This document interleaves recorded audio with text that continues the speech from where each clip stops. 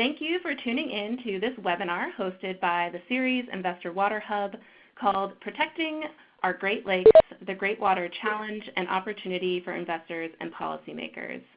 My name is Robin Miller, and I'm a manager at Ceres focused on supporting investor engagement in our water program. This webinar is part of our speaker series where we bring together experts from research, policy, and the investment world to unpack how we can better address water risks and opportunities in decision making. For this webinar, we'll be focusing on the Great Lakes region, which is not only important because it's where I grew up, but it's also the drinking water supply on which 30 million people rely, and the GDP in the Great Lakes region is close to $6 trillion, or roughly 28% of combined U.S. and Canadian economic activity. This webinar aims to provide insight into how water can be translated into material risks and will identify areas of progress and the need for improvement and investment in regional water management, using the Great Lakes as a case study. I'm delighted to be moderating this webinar with three stellar speakers.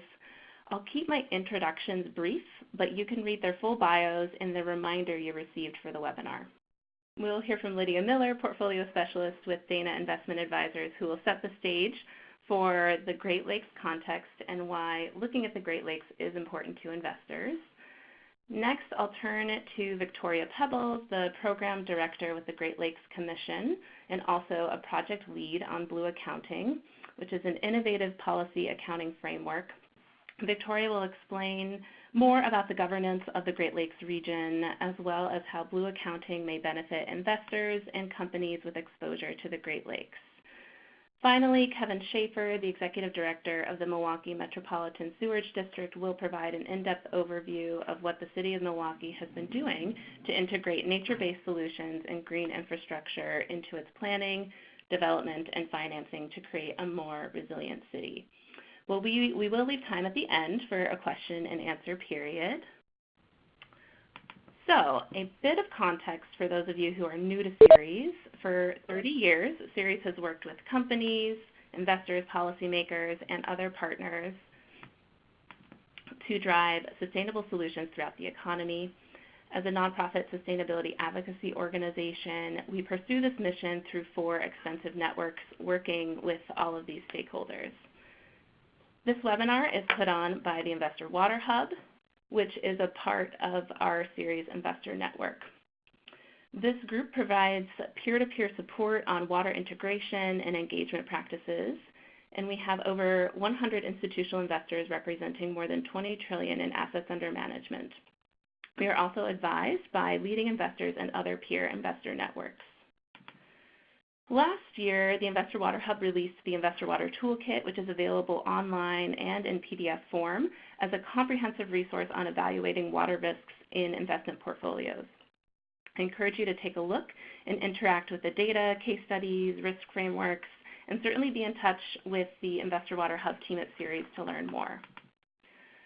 One example that's relevant to this webinar is in the toolkit that provides examples of frameworks for evaluating water risk.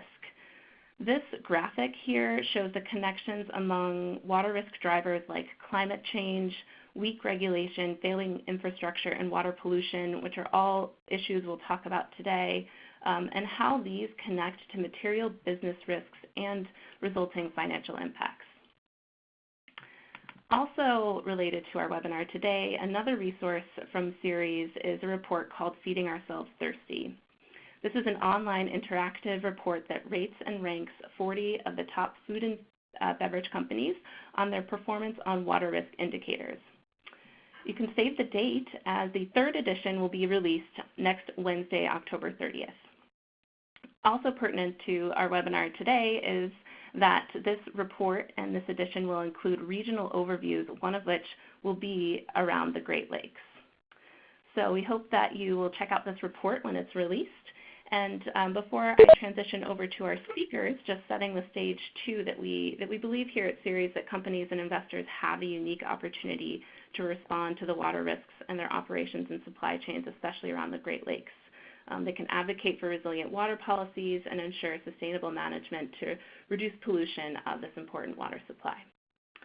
So with that, I will turn it over to Lydia Miller from Dana Investment Advisors to share more with us about why this region is so important from an investor perspective.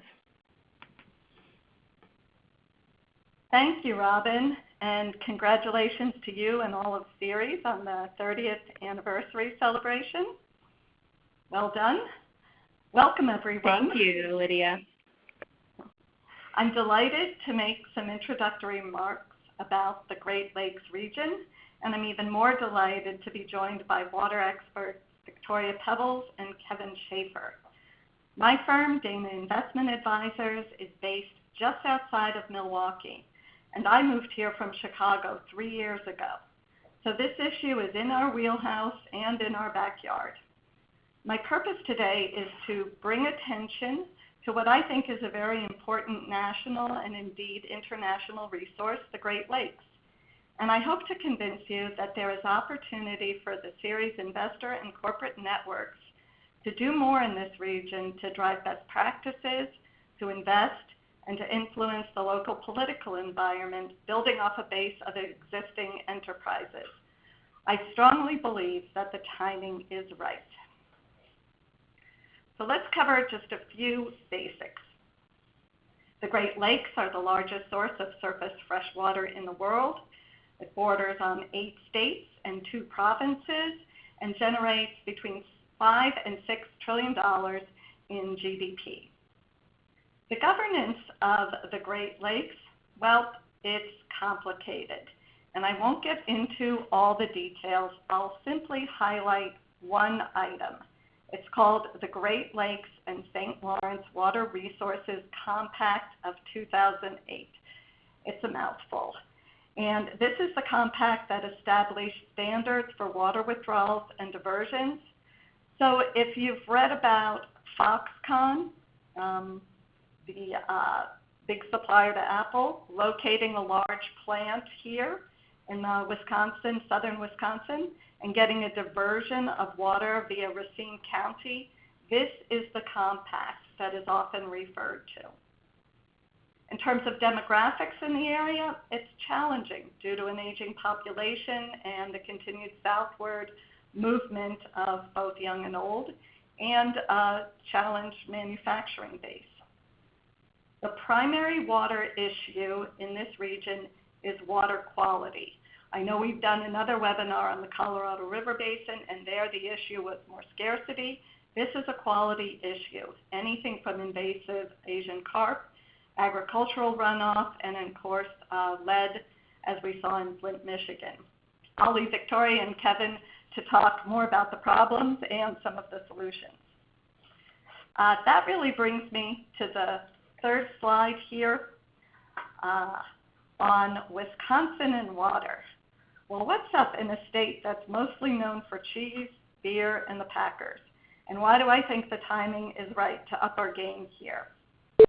Well, just to mention a few things, we have a water cluster forming in Milwaukee. There's an entity called the Water Council, or TWC. It's based downtown, has a membership of over 200 water companies, an accelerator called BREW, and it's the North American headquarters for the Alliance on Water Stewardship. It's an international organization. PwC has a terrific annual leadership summit, and I would encourage anyone to attend who's interested in water, and this is where I met Kevin. The University of Wisconsin in Milwaukee launched the School of Freshwater Sciences several years ago. And it's one of the few programs, it might have been the first program on a graduate level. We also have several water-oriented private equity firms in the area, including Cimbria, that's with a C capital, in Milwaukee, and ECT in Michigan, that's working on several water deals related to the area.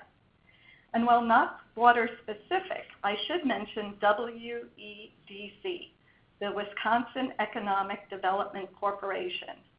This is the entity that's been very involved in the Foxconn development, and this group is undergoing a leadership change. Melissa Hughes from Organic Valley is now the incoming CEO. Lastly, the Great Lakes St. Lawrence Governors and Premiers Leadership Summit is held every 2 years. The last one was here in Milwaukee. It's a who's who on the Great Lakes, and this is also where I met Victoria. In terms of timing, Wisconsin is small, maybe 10 electoral votes, 5.5 million people, but as a swing state, and with the election next year, that matters. Internally, we've had a change from Governor Walker, Republican, to Democrat Tony Evers, and our current governor has made a number of commitments to water. We have a long-term public servant, Congressman Jim Sensenbrenner, that's retiring after 40 or 41 years, so his office will be open for the first time in a long time. The MAP, or group of millennial politicians, I've met several here locally, and the founder, Steve Olacara, is from the area, and I think that's a group that could have growing influence over time. Lastly, I'll just touch on the Democratic Convention that is taking place in Milwaukee next summer. That's because somebody thought that bringing conventioneers to a city known for beer was a good idea. I'm sure what happens in Milwaukee is not going to stay in Milwaukee next year, so we'll be hearing a lot about that. Hopefully, I've planted a few seeds that I'm happy to discuss with anyone at another time. And now I'd like to turn it over to Victoria Pebbles from the Great Lake Commission. Okay, well, thank you, everyone. I know we're a couple minutes behind time, so I'm going to present both just sort of a background, like a Great Lakes Governance 101. Lydia mentioned one of the two compacts that we have, interstate compacts, and I see already a question came in about that, so hopefully we'll get to those. Really quickly, some of the context about water management globally. It's really important when we think about the Great Lakes as a national treasure. It's not just a national treasure, it's an international treasure. Some of the reports I'm highlighting up here, some excerpts, the IPCC's October 2018 1.5 report, a lot of people refer to it as, that we're already seeing these consequences. And so these are important contextual forces that are coming to play in the Great Lakes region. On the economic side, the World Economic Forum, their 2019 Global Risk Report. Some of you may have seen this chart from their report, but if you just look at the upper right quadrant, these are different sectoral risks and the likelihood of them happening. And if you take away all of the non-environmental, just look at the environmental, it's important to note the environmental risks are all in the upper right corner, all very likely and all with high impact. So these are some great contextual pieces that are important to think about. Moving into the Great Lakes Basin, here's a map on your left, and you can see there's sub-watersheds. People think about the different parts of the Great Lakes here. And one thing to say, I mean, Lydia provided an overview about some of the demographics and the political climate. High takeaways here are we're pretty mature in the governance of this region and of the Great Lakes waters, and I'll talk about that a bit. Clearly abundant fresh water, 20% of the Earth's fresh surface water, and 90% of the U.S. freshwater supply. And also, Lydia mentioned a $5 trillion economy. Figures I've seen go upwards of $6 trillion, but suffice to say, very significant part of not only the U.S. economy, but globally as well. So when I talk about the fresh water, it's important to think about fresh and surface water. So we have a lot of water on the Earth. Many people know this, but most of it is locked up in ice caps and glaciers. So think about the surface water, some of it is also, if it's not locked up in ice caps and glaciers, it might be in inaccessible areas. Maybe it's in groundwater that's difficult to reach. So we think about the Great Lakes, there's that 21% on the right-hand side here. So quite a bit there, and it's important that we think about stewarding it as well as sustainably using it. And that's where the governance comes in. So how is water in the Great Lakes used? Agriculture, drinking water supply for 48 million people if you consider the Canadians to our north, power generation, commercial shipping, recreation, and manufacturing are all significant water users and also significant economic forces that play into our region. And when you think about those, we did a study back in 2018 looking at water-dependent economic sectors and how they rely on infrastructure, and some of the research we came back with looks at how these play out across the various states and provinces. I'll just let you look at this chart for a moment, but you can see clearly manufacturing is a dominant force in all the states and provinces. But we're seeing trends with growing sectors in the area of recreation and tourism. These jobs collectively provide about $447 in annual wages and $1 billion in annual wages. And about $6.5 million water-dependent jobs just in the Great Lakes states alone, so not including our Canadian partners to the north.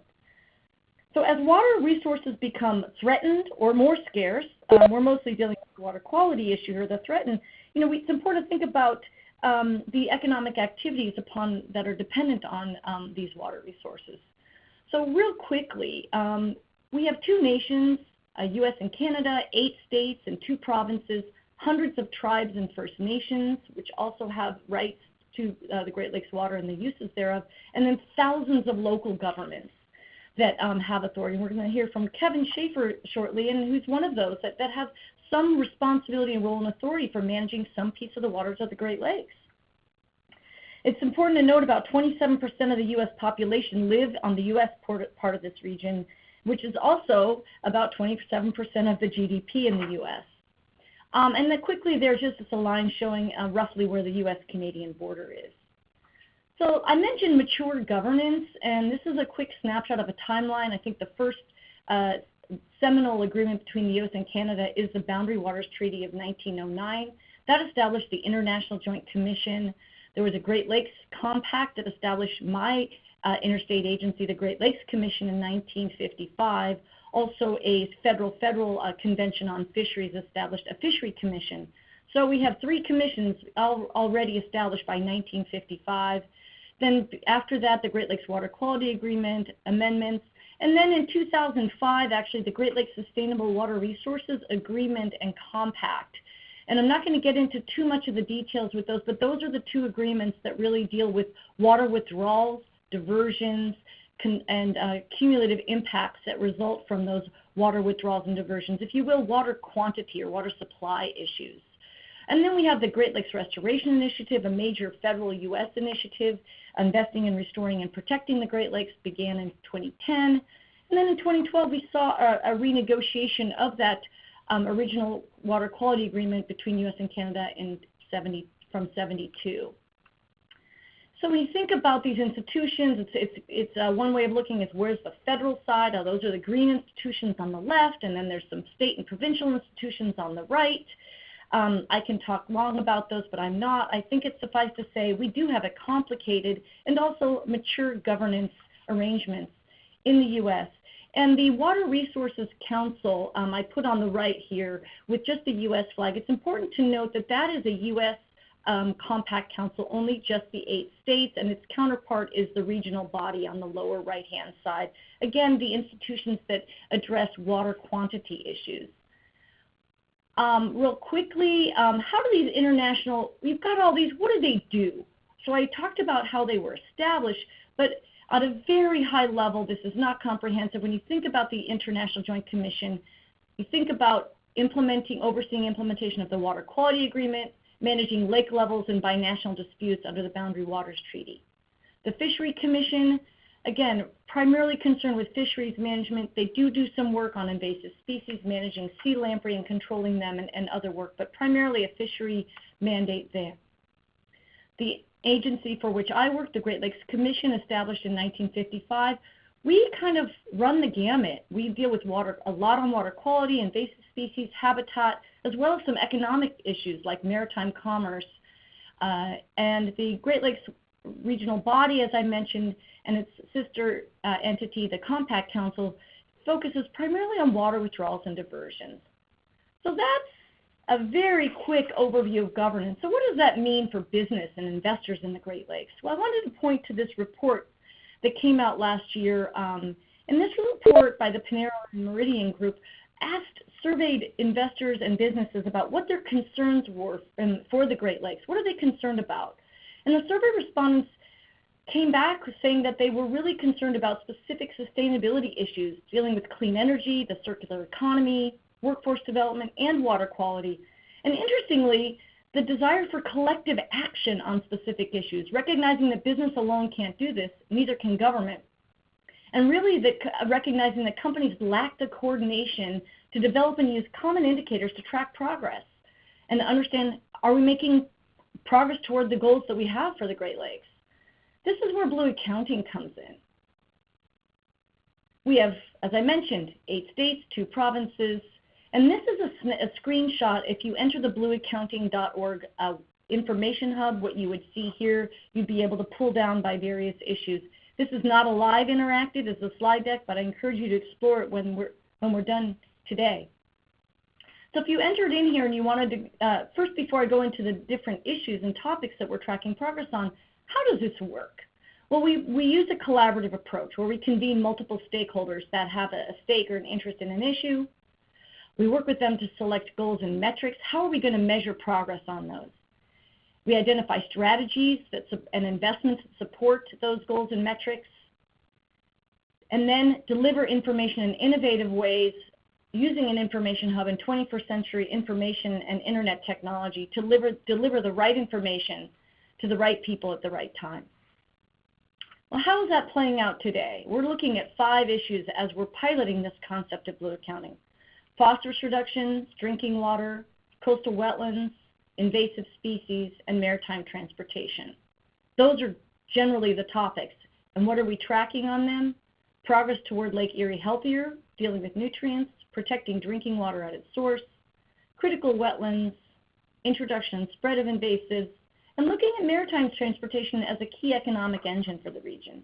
So really a variety. We see several environmental, but also some economic issues here. Let's look at source water for first example. If you went to the source water at Blue Accounting and went to the progress page, this page shows us how we're doing against one of the goals, which is that all communities have up-to-date source water protection plans. Well, we can see here that many communities have an assessment, quite a few of them. Fewer of them actually have populations that are served by a source water protection plan, and fewer still have a dedicated source water protection plan that's also based on an assessment. So this shows some progress where we have made progress in developing these plans. It does not evaluate the effectiveness, it just says simply how many people are covered by a plan. And we see that it's uneven across the Great Lakes Basin. This is measuring progress against the goal of all public water supply is guided by up-to-date source water management strategies. Moving along here, how are we doing on coastal wetlands? Well, if you go to the coastal wetlands portion of the Blue Accounting Information Hub, you might come to a page that says we've protected, restored, or enhanced 200,000 and change in acres of coastal wetlands across the region. And you can see where data is available, and you could click in on those polygons in the upper right, and you can look by state or province along the bottom. And so this is helping us measure progress against the goal, the regional goal to protect and restore and conserve coastal wetlands. Again, these are measuring progress against policy goals. Moving along, if we were to go to the invasive species portion of the Information Hub, I picked one particular place there that's looking at tracking progress on new introductions from recreational boating. Recreational boating is a known key pathway for aquatic invasive species in the Great Lakes. So here you could see where mandatory inspections are required among the states, where they don't have mandatory inspections. And then if you were live, again, you could click and look at where owner responsibilities reside and where that plays out across the states, as well as you could go to the right and look at decontamination policies and practices. And this is looking at progress toward the goal of preventing the introduction of new invasive species. There's also some goals related to early detection and also monitoring.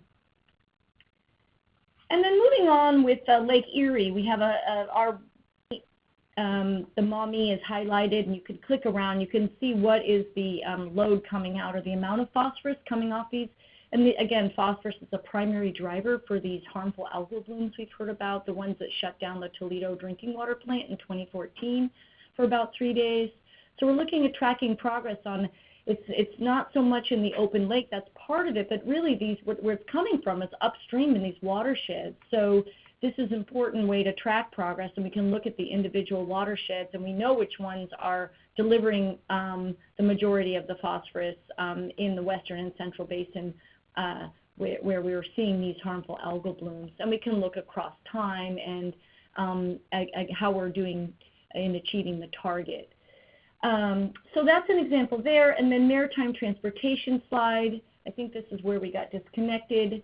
On the left, we see container traffic, and we're looking at this goal of increasing maritime traffic and trade, but there's also a goal to continue to improve the environmental performance of the system.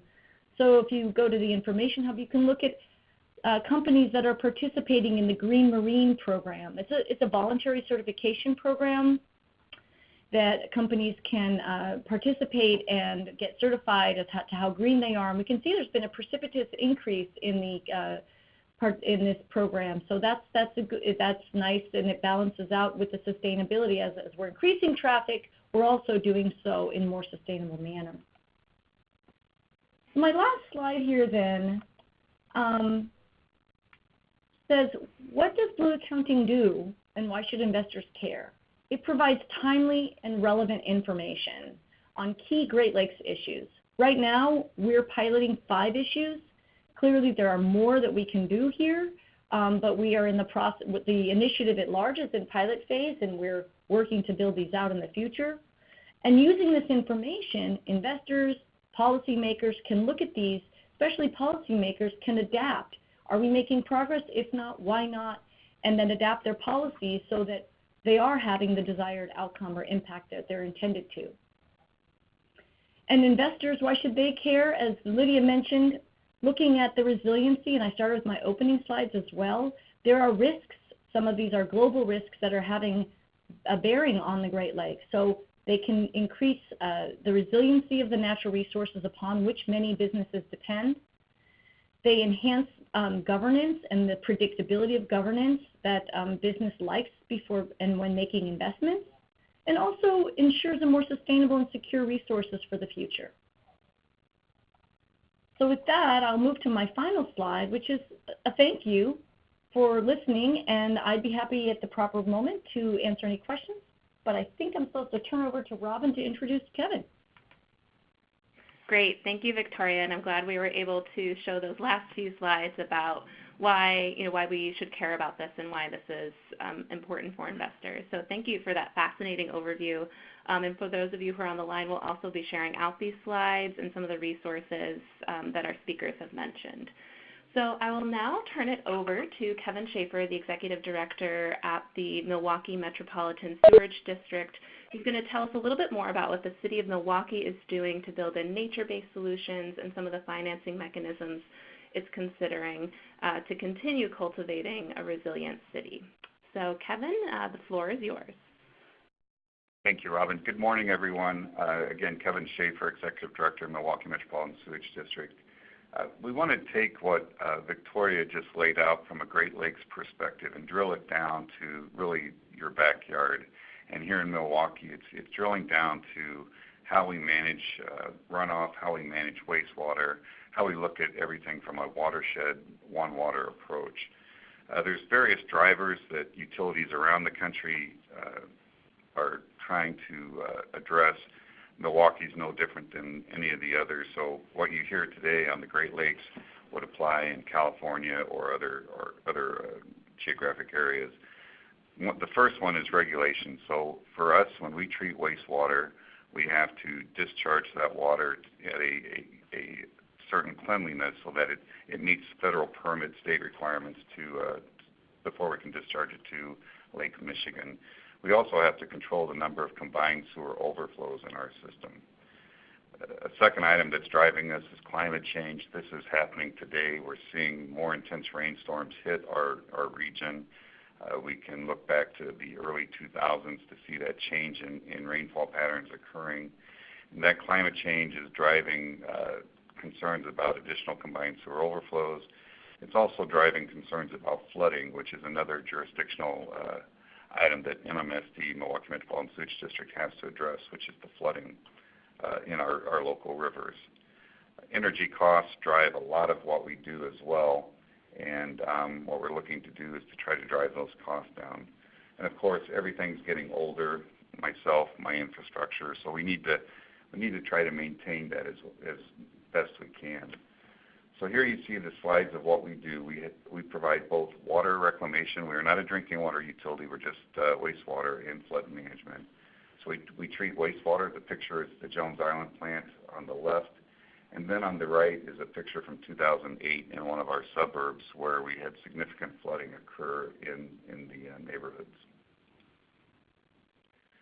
MMSD consists of about 1.1 million people. We have 28 municipalities in a 411 square mile area. So the hatched area that you see in the middle of this graphic is what's called a combined sewer. I talked about combined sewer overflows a minute ago. Combined sewers are the oldest parts of over 700 of the municipalities in the United States have combined sewers, which is one pipe that carries both wastewater and stormwater. The rest of the area that you see on this graphic is a separate sewer area which carries wastewater in a pipe and stormwater either in a ditch or a pipe. But that stormwater goes directly to the rivers. It's not treated. And what we're seeing today is while we've done a yeoman's job across the country to improve our wastewater facilities, we've ignored stormwater. And so we're starting to see impacts on water quality from what's called non-point pollution, which is the stormwater runoff both from urban areas and agricultural areas. Milwaukee itself is a bit unique from other areas around the country. We produce a product called Milorganite, Milwaukee Organic Nitrogen. You might have seen this in one of your Home Depots or Menards stores around the country. We take wastewater and we put cleaner water back into the lake, but then we have a biosolid product that we dewater and we heat dry to kill any pathogens. We sell this on the open market, and in the last 2 years we've sold over $10 million worth of Milorganite, which helps us offset any rate increases here. Back in 1972, the Clean Water Act passed, and the result of that phenomenal piece of legislation was that we are now, we built a deep tunnel system to help us manage those combined sewer overflows. This was a huge investment at the time. It was about $3 billion, and it's 300 feet below ground. It holds 521 million gallons of water.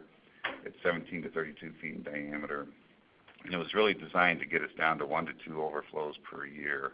At the time we started, we were averaging, and this is an average, over 50 to 60 overflows per year.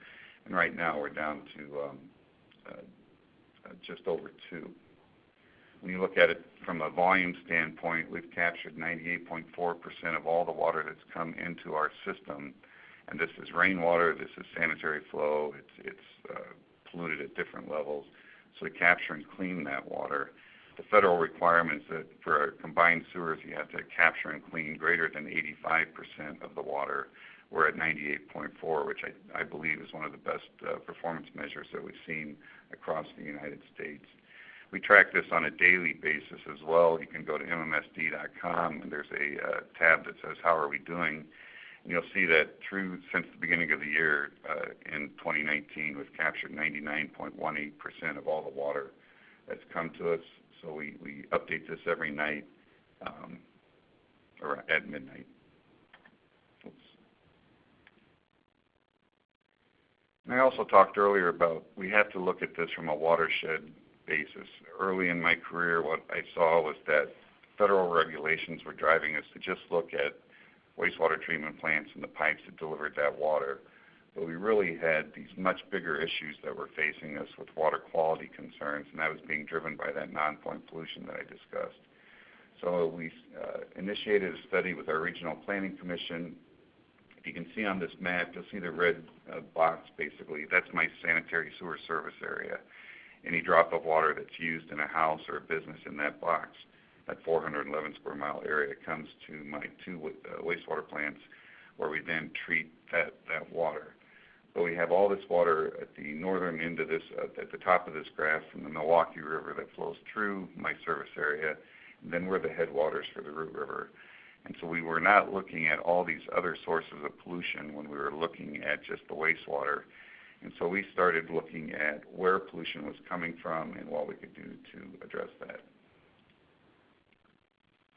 And we've also had extreme storms. As I said, the climate is changing. We're seeing it here in Milwaukee, significant flooding events. The lower left picture is an SUV that's in the bottom of the sinkhole. This was in 2010. The upper middle picture is our Summerfest, which is in July. We have a huge festival. It's hard to be festive when you're walking through 6 inches of water. In the bottom right is the Kinnickinnic River. This is a river that we're doing flood management improvements on right now. But this is a picture prior to that work starting. And as you can see, the force of this water has significant impacts on the neighborhood. We've had several deaths where people have fallen into the water and drowned. So it's something that we have to address both on a structural flooding issue, but also a quality of life and safety issue. So why do we care about resilience at a utility level? As I've kind of indicated, whether you're on an agricultural field in the northern part of the Milwaukee watershed or you're here in downtown Milwaukee, everything's connected. Water flows downhill, it flows through pipes, through the rivers, and we have critical infrastructure that we need to make sure that we protect and integrate the work that we do so that we're not putting all of our eggs in one basket. We're trying to address everything at once. MMSD has a strong tax base.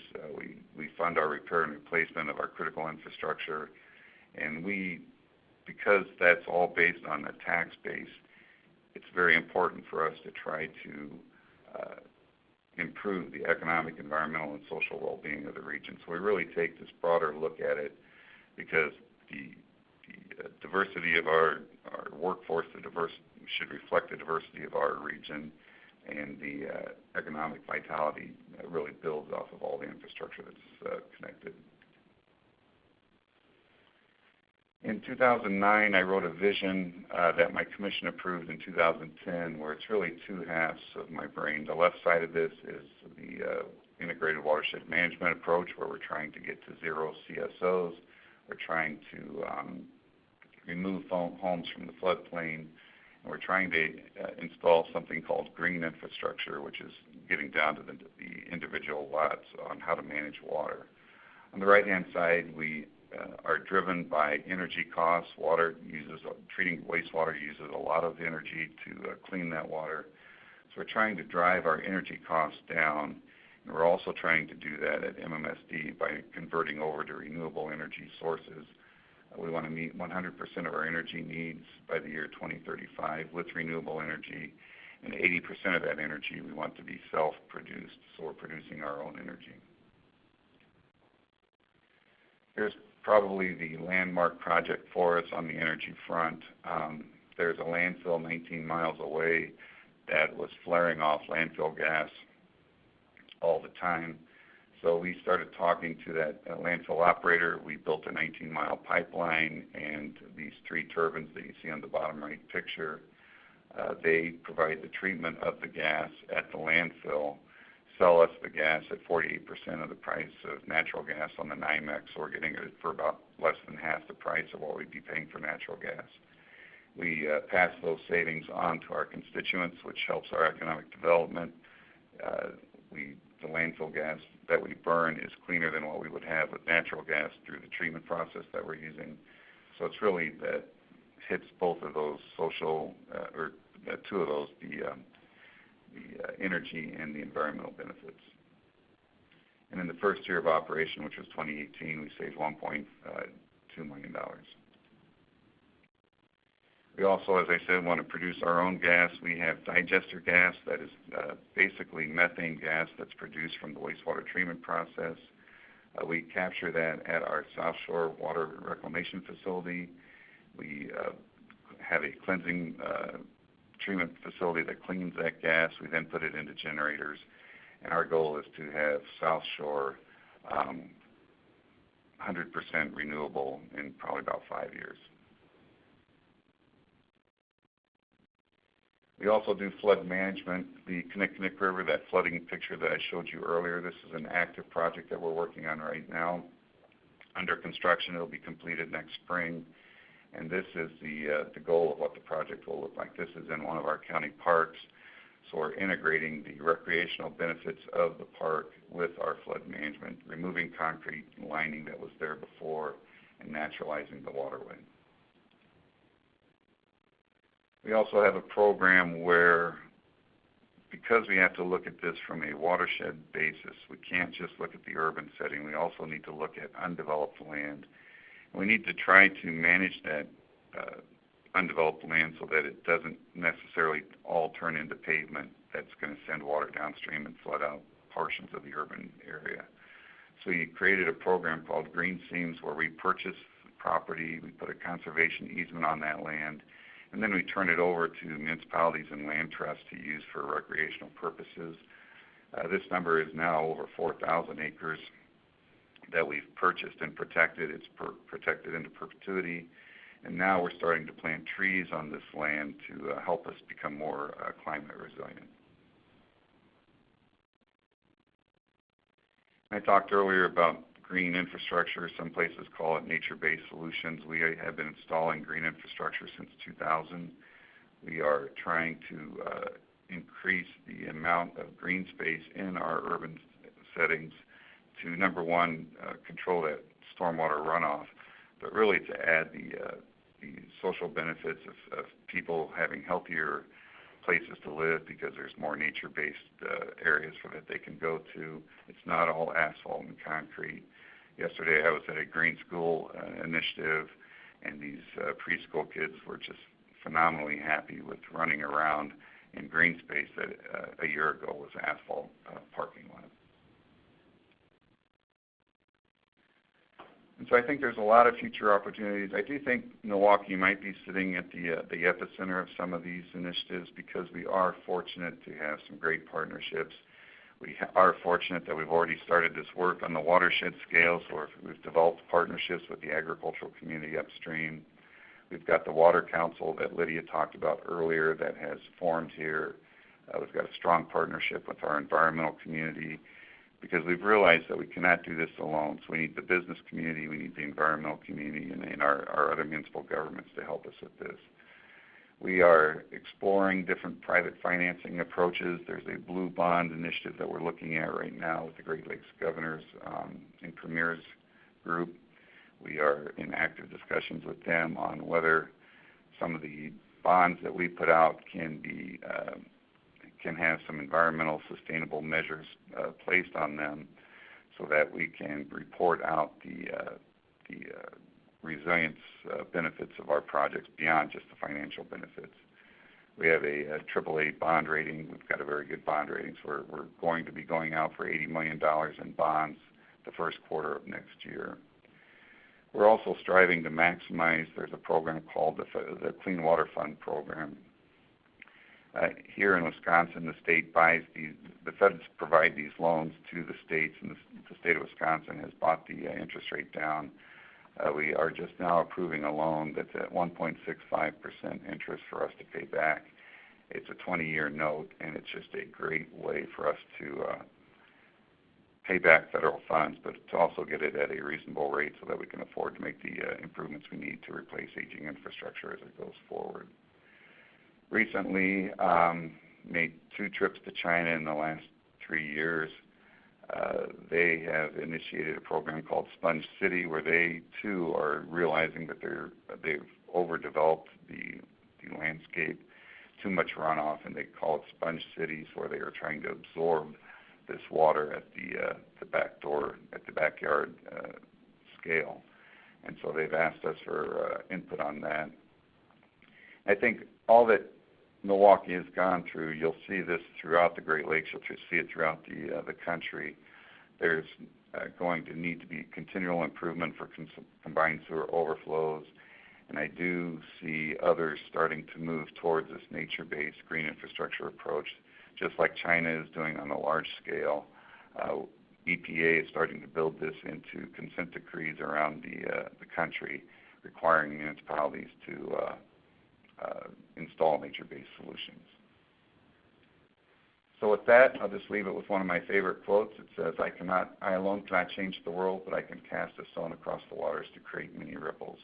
And I think it really does boil down to people taking individual responsibility and working with utilities like MMSD to address these regional watershed scale water quality issues. And with that, thank you, and I'll turn it back over to Robin. Thank you. Excuse me. Thank you, Kevin. That was a great overview and a nice deep dive into what you're doing in Milwaukee and seeing that collective action and partnership and collaboration. So we do have a few minutes for some of the questions that have been coming in, so thank you to all of you who've been chatting those in. One, as Victoria mentioned, relates to the Great Lakes Compact, and someone was asking in relation to a suit filed by the Trump administration seeking to invalidate an agreement around carbon trading between California and Quebec, saying it's a foreign policy issue. This person was wondering if this affects the position around the Great Lakes Compact between the states and the provinces. So wondering, Victoria, maybe do you have a comment on that question? Sure. Just by way of reminder, there are two interstate compacts. So there's the Great Lakes Basin Compact of '55 and the Great Lakes Water Resources Compact of 2008. Both are interstate compacts that include the 8 states, and both have received congressional consent.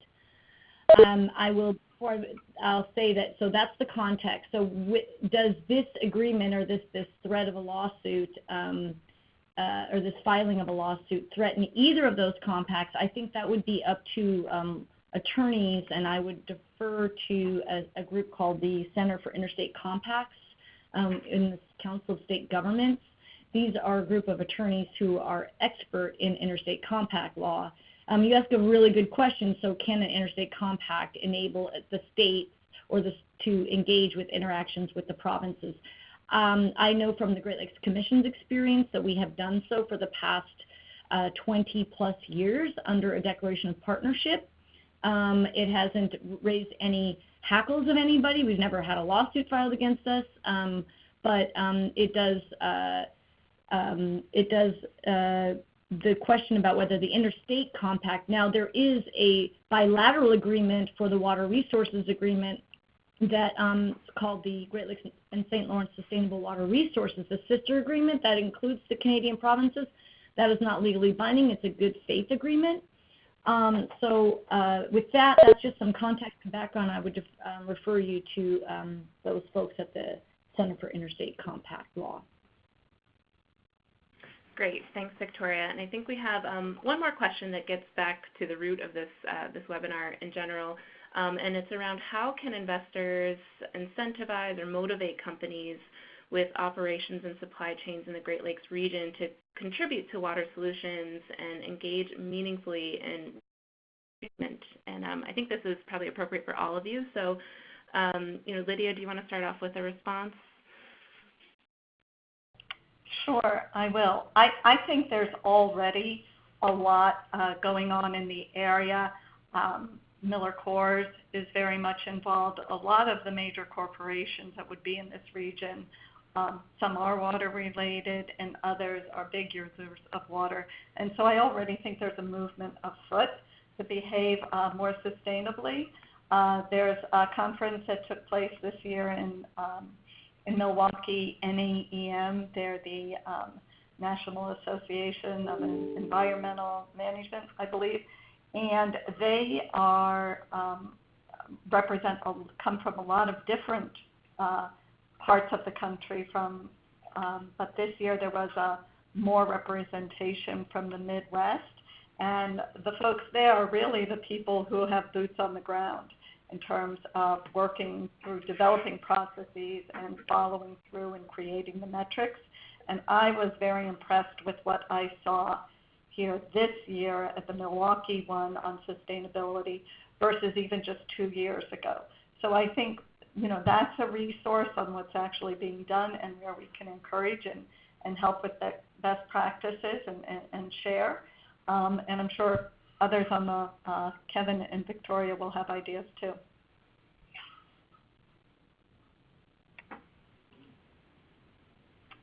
Thanks, Lydia. Yeah, and if Kevin or Victoria have other responses to that question. I guess I'll just add in that to build on Lydia's comment is that companies are increasingly asking the question, it's a risk aversion question, right? Is the product, whether it's the raw resource that they need, water, or maybe it's a next level product like corn, is my product sourced sustainably? And what risks are coming against that product? Can I source it? Is my water clean? Is it reliable? Is it secure? Is it safe? Or is my corn, grown in an area where the region is at risk of water shortages or lack of water supply? So those questions companies can ask, and that can be driving the supply chain. And I'll just add, it just makes good business sense for some of these large corporations that are dependent on clean water to take appropriate steps to ensure that where their water comes from is sustainable. There is, and Lydia mentioned this in one of the opening slides, there is an international group called the Alliance for Water Stewardship, which is a certification program that large corporations, or actually any size corporation, can go through, and then they become certified by this organization. And if investors are truly wanting to make sure that they're making a change with their investments to improve the resilience of water or any other type of natural resource, the Alliance for Water Stewardship certification could be something that you look to require. Thank you. It's great to hear from all of you around that question. So with that, we'll move towards closing the webinar. So if you have more questions, I know a few of you chatted in and we didn't get to your questions, we will follow up with you. But if you have more or you want to get involved in any of these efforts, please reach out to me and I can help connect you with our speakers and other folks. We will be sending out a link to the recording as well as a copy of the slides, since I know they were very rich and robust, and there's a lot of information and useful context. And before we close, I want to share that we have 2 upcoming webinars. One is on November 12th, focused on the business case for water smart boards. So we'll be hearing from State Street Global Advisors as well as Dan Owen, so having both a company and investor perspective. And then later in December, we will do a deep dive overview into Feeding Ourselves Thirsty, which is a report I mentioned at the top of the hour. And registration for both of those will be sent out in the follow-up. So as we close out, I want to thank you all for your time and attention, and a special thanks to our speakers, Lydia, Victoria, and Kevin, for sharing their insights. I'm glad that you all joined this webinar to learn why the Great Lakes is such an important resource for investors, companies, and broader society, and to learn some of the ways that we can all take action in protecting the Great Lakes for future generations. So thank you all, and enjoy the rest of your day.